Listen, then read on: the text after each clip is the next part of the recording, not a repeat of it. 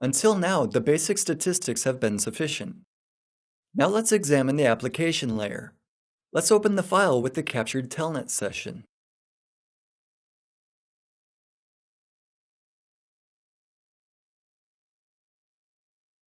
This is a protocol that's very easy to interpret.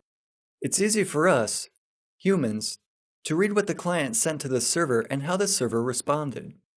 We can see that two computers exchanged communication.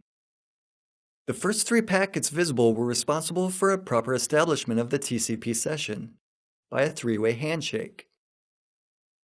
Below, you can see that the Telnet was turned on. However, it's difficult to tell how the communication proceeded. We won't analyze a packet after packet.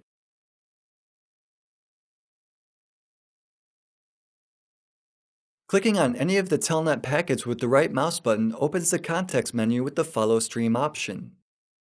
Follow TCP stream, follow UDP stream, follow SSL stream. We will choose Follow TCP stream. It allows us to see the whole of communication, unpacked from the headers of the lower layer packets. We now see the raw data. We can see the data that the client contributed or how the server responded. In our case, we see the original conversation. The user has logged in with Telnet. In the 4th row from the top, everything is doubled. This means that the program captured echo. After the user pressed a keyboard button, a character appeared on the screen. The server sent back the echo of the buttons the user pressed. After typing the password and logging in, please note that there's no echoes of the password. Some information on the remote server was displayed and the client logged out. Follow TCP stream allows you to trace this kind of communication. If we'd used this feature earlier with the HTTP server, it would have pointed to a communication between the browser and the website.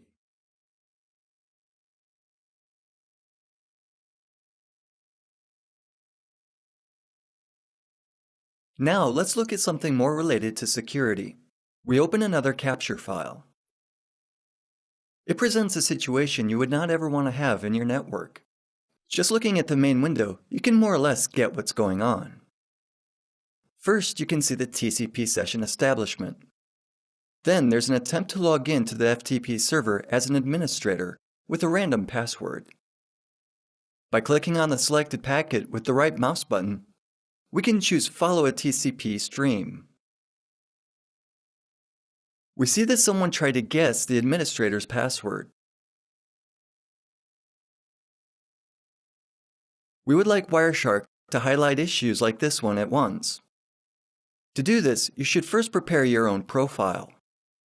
It can be called, for example, sec, like in security. From now on, we'll perform every action in the new profile. We'll now create coloring rules or filtering rules for specific packets.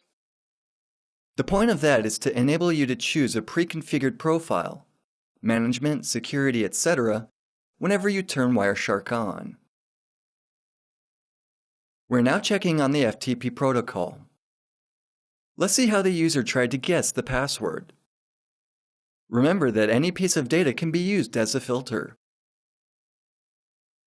If we applied the filter FTP request command == user, we would be shown only logging requests to the FTP server.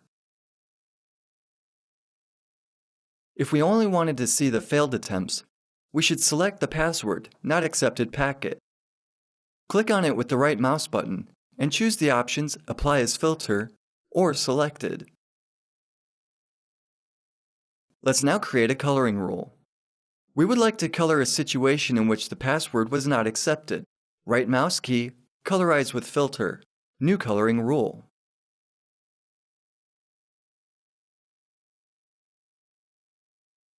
We will call the new rule Bad FTP Pass. Now, choose the background color. I suggest you choose a really annoying one. There are already a few coloring rules in Wireshark. Because the rules are applied in sequence, it's more important that our rule is first.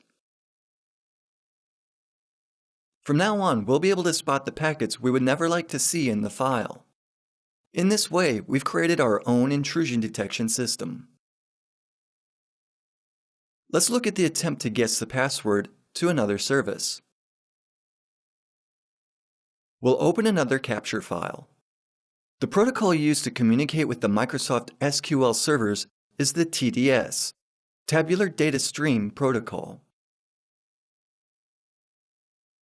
As you can see, Wireshark correctly interprets the data of this protocol. Not only did it show that such a protocol was used, but it also properly interpreted its header. Wireshark correctly interprets a large set of protocols, virtually all of them. If it doesn't manage to do so, it means that someone uses a really strange protocol or an unusual port, and that you'll have to manually decode the data. Usually, all data are properly interpreted by Wireshark. We'll filter data according to the TDS protocol to see if there are any troubling messages.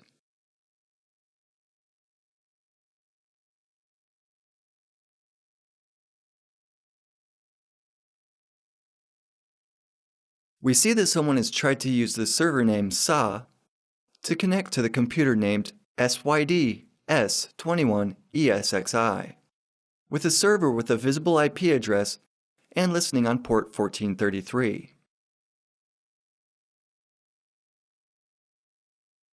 Filtering the data sent by the server according to IP addresses would be faster, but it would give the same result.